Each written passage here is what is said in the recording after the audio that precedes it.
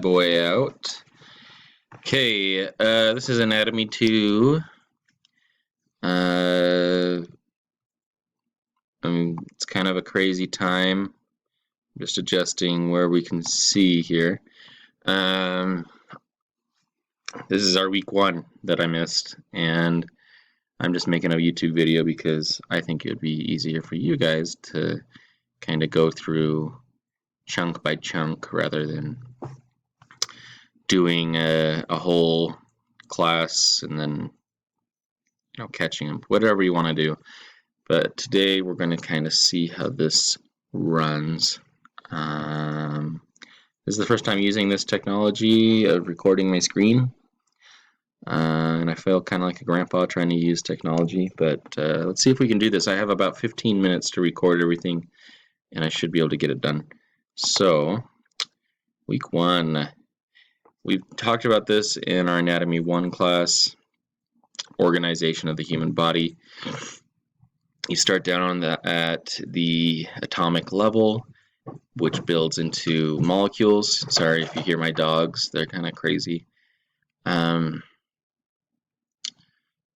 molecules clump together, forming cells. Cells will eventually form tissues. Tissues, if you add more tissues together, you create organs, and more organs create organ systems, and then all the organ systems working together will create an organism. Okay, get down. You're noisy. Anatomy, the study of the body structure. So most of the stuff that I've put together in this slideshow, this is all going to be midterm/test material, stuff you want to know. I've really boiled it down instead of us having to go through the book, which I was just given the book recently and I kind of just read through it, sucked it all out, and then kind of plop onto the screen. So, anatomy, study the body structure. Tommy means cutting. Physiology, study the body function. Physio means nature. So those are pretty interesting terms and pretty important to remember. Body systems. We have different body systems. I'm going to do a quick overview of what they contain. The integumentary system, or the word integument, means skin. Skin is associated as the biggest organ surrounding everything outside your body, including your hair, nails, sweat glands, and oil glands, etc. All that good stuff. And I know that we all know fingernails and hair are made of skin, like dead skin cells and stuff, but I never actually put those two together, that they were in with the skin, the integumentary system, which is a very important system. And obviously we get more in depth into the importance of the system, what it exactly does, why we need this stuff, especially oil glands. Can you imagine trying to teach a teenager that their oily skin is actually important for them? Yeah, I mean, everything has a purpose. So, okay, next. Let's see here. Skeletal system, 206 bones and joints between them. We learned that in our Anatomy 1. Muscular system, movement for the bones. We learned muscles in Anatomy 1 as well, but we might cover a little bit extra here. I'm going to make this quick. We don't have too much time left. Okay, you have a nervous system. The brain, spinal cord, nerves. Body system, coordination, pain, and the 5 senses. Endocrine system. The organs that produce hormones, regulate growth, nutrient utility, and reproduction. Both very important. They are combined under an umbrella term which is called communication and control. So those two systems work in tandem. Funny story about a tandem bike. We were in California on our honeymoon, and Danny almost ran over someone because we didn't know how to use the bike. Anyway, cardiovascular system and lymphatic system are actually combined under an umbrella of circulatory and immunity. Both of them are circulatory, but your lymphatic is what helps move those white blood cells from sucking up all the dead bad stuff and putting them into the lymph nodes to be cleaned out to go back into the heart. So you have your cardiovascular, which is obviously your heart and blood vessels, and lymphatic assists in circulation, returning fluids from tissue to bone. Oh, wow. Okay. Cross that out. Tissue to blood, and obviously your immune system. Okay. Respiratory and digestive, urinary and reproductive are energy supply and fluid balance. So respiratory obviously is how you supply your body with oxygen and other things you need. Digestive is the organs converting food to energy. Urinary rids the waste and the excess water, and the reproductive sex organs concerned with production of offspring. Nowadays, this book that I'm reading from might be a little bit older nowadays, and it's kind of a debatable term, but we actually just call it the genital system because some people choose not, they might find it offensive to use reproductive. I don't think you guys will. I think we're all just kind of, there we are. I'm not going to talk anymore about that. Okay, anyway, let's continue. What's my next thing? Okay. So I have some YouTube videos, and I'll try to put the links in the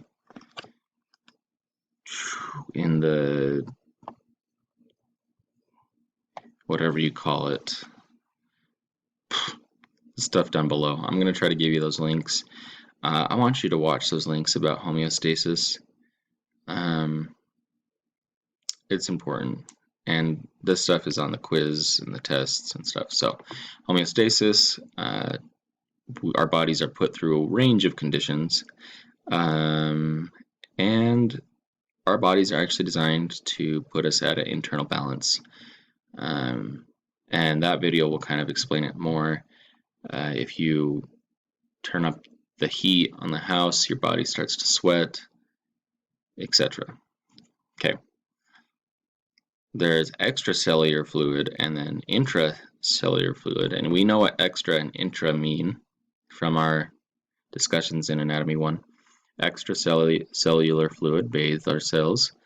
It carries nutrients to and from the cells and helps transport substances in and out of the cells, including all the body fluids outside the cell, basically. And then intra is obviously contained within the cell membrane.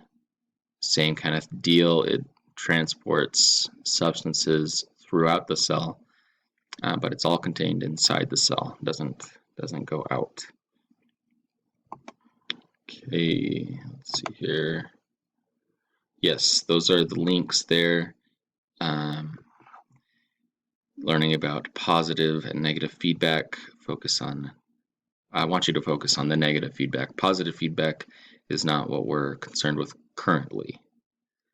And then metabolism is this Khan Academy. You guys know Khan Academy, right? This Indian dude that talks and draws pictures. I wish that I could do what he does for you guys, but I don't have that technology. But he does a great video on metabolism. So I want you guys to watch that video, kind of get the idea behind the gist, if you know what I mean. Okay, talking about body cavities. Let's do this real quick before I run out of time. I wish I had a picture. I know that you guys know all the terms of position. We're talking anterior, posterior, distal, proximal, superior, inferior, medial, lateral, all that good stuff. But we never talked about body cavities. We talked a little bit. We said you have an abdominal cavity, you have thoracic cavity, and then you have a cranial cavity, but they each have kind of an umbrella term. And the body cavities, you start with your dorsal cavity, which contains in the dorsal cavity, we're talking like the back, right? Dorsal is the posterior side of the body, and contained within the dorsal umbrella is cranial cavity and your spinal cavity, which I've never thought of your spinal or your spine having a cavity, but it is. Ventral is the front or the anterior. We have thoracic cavity, which is your heart, lungs, large blood vessels, and your abdominopelvic, which contains your stomach, intestines, liver, pancreas, spleen, gallbladder, bladder, rectum, all those kind of things there. Those are important to know for the midterm. Obviously, abdominopelvic, they are actually concerned that you know that there is, at the bottom portion of the abdominal cavity, you have a pelvic cavity, which would contain, obviously, the lower organs, stomach, intestine, liver, your bladder, and all that stuff. So, okay, there's that. Let's see what else I have in store for you. Nothing, it seems.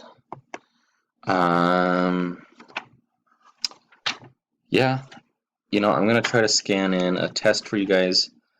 I know that this isn't, it's a quiz, study, and review. This isn't a great time to bring up concerns or worries, but I just want you guys to be okay and know that there are ways around. People say, okay, well, there's a virus going around, we can't touch people. Most of that's true. But if you have some gloves and you have a face mask, I think you're going to be okay. Honestly, I'm not sure. I've kind of decided not to go the route of touching people, which is sad. I mean, not in a creepy way, but my spa closed, so I'm kind of chilling here. So if you guys need any extra help or anything, please give me a call. I just want to be able to be there to help. Questions you can send by email. Just know that I am pretty hopeful for the future, and I think even though it's kind of crazy right now where we're all hidden away, I think everything's going to be okay. Do I know exactly what that looks like? I don't know what okay looks like. If okay means that we stop massaging forever, I don't know. I'm gonna have to deal with that. I don't think that's the case, but we will find out together. It's awesome to be with you guys, and please enjoy this video. It's really quick, but I think it's gonna really help. So, okay, thanks you guys. Bye.